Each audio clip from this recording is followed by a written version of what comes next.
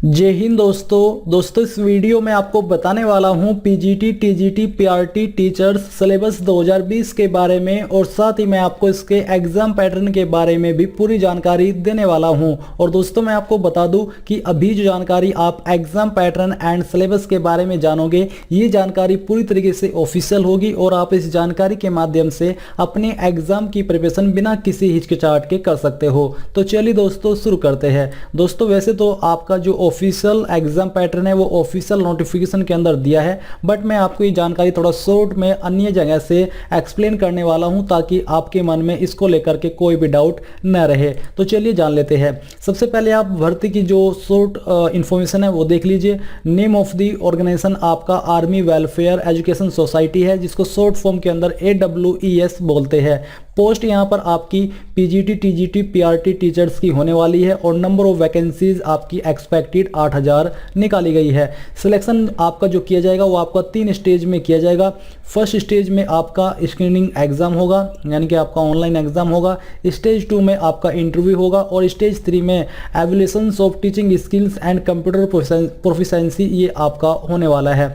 फिर जो आपकी एग्जाम डेट तय की गई है वो आपकी 21 एंड 22 नवंबर 2020 तय की गई है। एप्लीकेशन सबमिशन डेट आपकी 1 अक्टूबर से 20 अक्टूबर 2020 है और मैंने फॉर्म फिलअप की वीडियो ऑलरेडी बना दी है। अगर आपने अभी तक इसमें अप्लाई नहीं किया तो अप्लाई कर लीजिए। इसका अप्लाई का लिंक डायरेक्टली इस वीडियो के डिस्क्रिप्शन में आपको मिल जाएगा। अब बात करते हैं आपके एग्जाम पैटर्न के बारे में। तो जो आपका सबसे पहला स्टेज है वो है आपका स्क्रीनिंग एग्जाम। तो इसके जो पॉइंट्स है वो आप देख लीजिए। Test will be conducted online in the MCQ format, यानी कि आपका जो एग्जाम होगा वो एक ऑनलाइन एग्जाम होगा जिसके अंदर आपके बहुविकल्पीय क्वेश्चन होंगे जिसको MCQ बोलते हैं। The written test will be multiple choice objective type. जैसे कि मैंने आपको बताया कि आपके जो क्वेश्चन होंगे वो ऐसे होंगे जिसमें कि आपको एक क्वेश्चन के लिए 4 विकल्प दिए जाएंगे जिसमें से एक विकल्प सही होगा। The duration of exam will be 3 hours, यानी कि एग्जाम के लिए आपको 3 घंटे का समय दिया जाएगा, जो कि आप 180 मिनट्स में भी इसको काउंट कर सकते हो पीजीटी, टीजीटी पोस्ट के लिए। यानी कि अगर आप पीजीटी या टीजीटी पोस्ट पर अप्लाई कर रहे हो तो आपको इसका एग्जाम करने के लिए 3 घंटे का समय दिया जाएगा।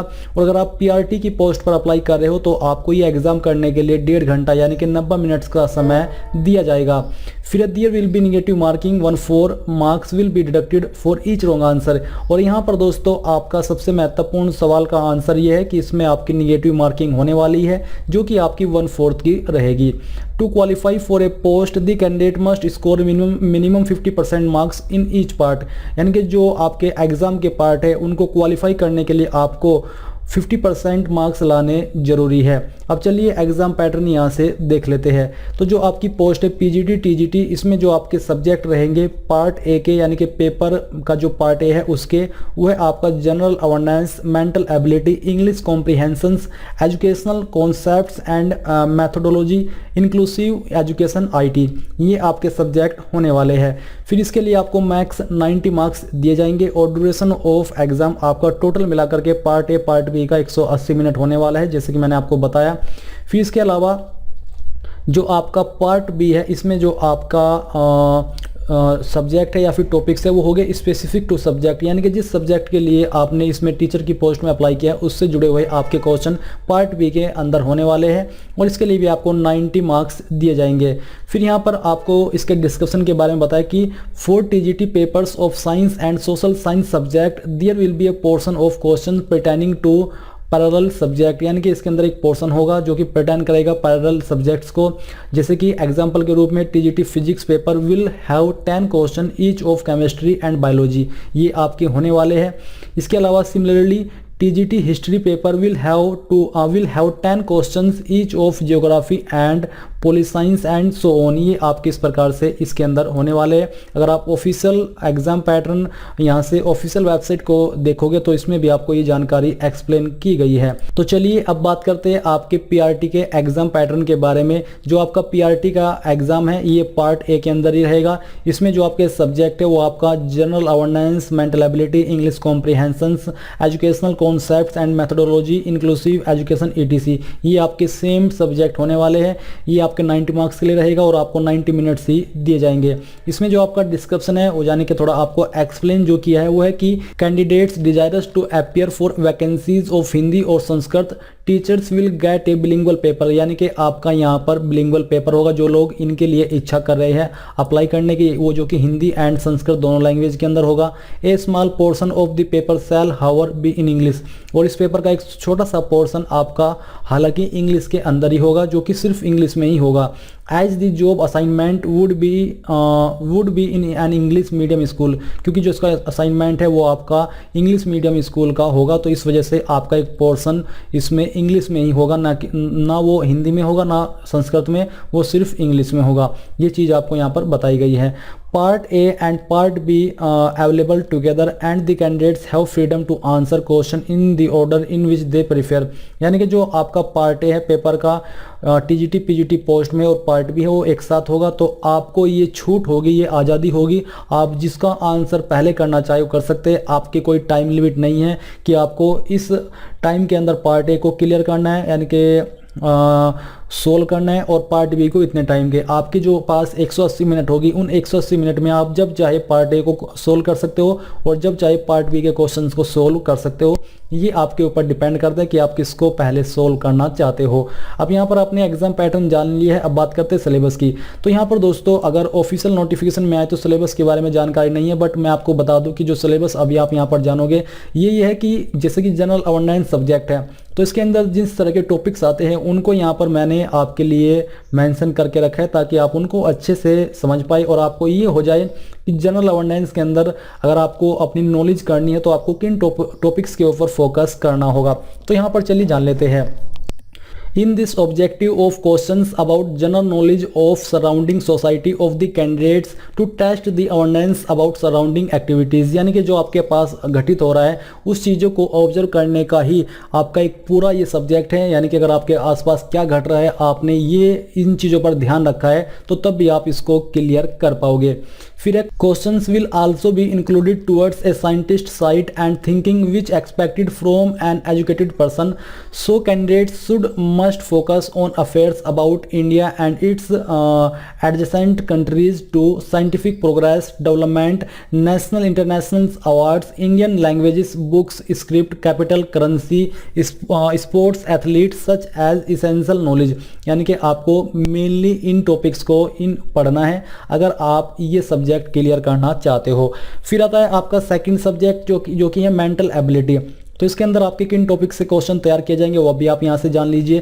Question will be asked from analogies, similarities and differences, spatial visualisations, spatial orientations, problem solving, analysis, judgement, decision making, visual memory, discriminations, observations, relationships, concepts, arithmetic reasoning, verbal and figure classification, arithmetical number series, non verbal series, coding and decoding, statements, conclusion, syllogistic reasoning, ये आपके topics होने वाले हैं। अब topics जैसे कि मैं आपको बता रहा हूँ तो मैं आपको एक बार फिर से बता दूं कि जैसे जो आपके क्वेश्चन एग्जाम के अंदर मेंटल एबिलिटी सब्जेक्ट से आएंगे तो जो क्वेश्चन तैयार किए जाएंगे वो आपके इन टॉपिक्स से ही तैयार किए जाएंगे, किसी में से एक, किसी में से दो, किसी में से शायद कोई भी नहीं, बट आपको इन सभी को पढ़ना होगा। अब दोस्तों बात करते हैं आपके नेक्स्ट सब्जेक्ट इंग्लिश कॉम्प्रिहेंशन की। इसके जो टॉपिक्स है वो भी आप यहाँ पर देख लीजिए। Learning and acquisition, principles of language teaching, role of listening and speaking, functions of language and how children use it as a tool, critical perspective on the role of grammar in learning a language for communicating ideas verbally and in writing form. तो यहाँ पर दोस्तों basically आपके जो topics है वो अच्छे से आप इनको देख लीजिए, वीडियो को पॉज करके अच्छे से इनको जान लीजिए। इसके बाद आपका जो अगला सब्जेक्ट आता है ये है आपका एजुकेशनल कॉन्सेप्ट्स एंड मेथडोलॉजी। तो इसके जो टॉपिक्स है वो आप यहाँ से देख लीजिए। Concept of development and it's relationship with learning, principles of the development of children, influence of heredity and environmental. तो यहाँ पर भी दोस्तों आपके काफ़ी सारे टॉपिक्स हैं जो कि इसके अंदर कवर किए जाएंगे, तो आपको ये सब यहाँ से अच्छे से चेक कर लेने हैं। अब आता है आपका इंटरव्यू। तो जो लोग qualified and selected candidates will be call for the interview, यानी कि जो लोग एग्जाम को क्लियर कर जाएंगे उनको फिर इंटरव्यू के लिए बुलाया जाएगा। और इंटरव्यू के बारे में यहाँ पर ये जानकारी नहीं दी जा रही है कि आपका इंटरव्यू कितने नंबर का होगा या फिर इसका क्या प्रोसेस रहेगा। तो यहाँ पर दोस्तों बेसिकली इंटरव्यू के बारे में कोई भी जानकारी नहीं है कि आपका कितने नंबर का होगा और क्या इसका प्रोसेस होने वाला है, बट ये तय है कि जो लोग एग्जाम क्लियर कर पाएंगे वही लोग इंटरव्यू को अटेंड करेंगे। अब यहाँ पर जो आपका थर्ड स्टेज है, इसके बारे में भी जानकारी जान लेते हैं, जो कि है evolutions of teaching skills and computer proficiency. तो यहाँ पर आपको इसमें बताया जा रहा है कि language teachers written test comprising essay and comprehensions of 15 marks, ये आपका 15 मार्क्स का होगा, each will be held along with evolutions of teaching skills, और जो आपकी टीचिंग स्किल्स है उसके साथ में होगा। एक आपका होगा एसए एंड कॉम्प्रिहेंशंस 15 मार्क्स के लिए। फिर साथ ही सिलेक्शन कमेटी में also hold computer proficiency test if they so desire, यानी कि जो सिलेक्शन कमेटी है वो आपकी कंप्यूटर प्रोफिशिएंसी टेस्ट भी ले सकती है अगर उनको इच्छा होती है। ये आपका कि अभी आपको नहीं पता है कि हाँ ये होगा ही है, क्योंकि ये इच्छा के अकॉर्डिंग है। अगर उनको लगता है कि ये लिया जाएगा तो ये आपका हो सकता है, बट आपको नॉलेज कंप्यूटर की होनी चाहिए। तो दोस्तों ये था आपका army public school TGT PGT PRT teacher syllabus 2020 के बारे में पूरी जानकारी। आई होप ये जानकारी आपको पसंद आई होगी। अगर आई है तो प्लीज़ उस वीडियो को लाइक शेयर और साथ ही साथ आपके अपने यूट्यूब चैनल ज्ञानदेव होस्ट को सब्सक्राइब कर ले, और सब्सक्राइब करने के बाद बेल के आइकन को दबा दे ताकि आपको आगे आने वाली वीडियोस के नोटिफिकेशन सबसे पहले मिल पाए। जय हिंद दोस्तों।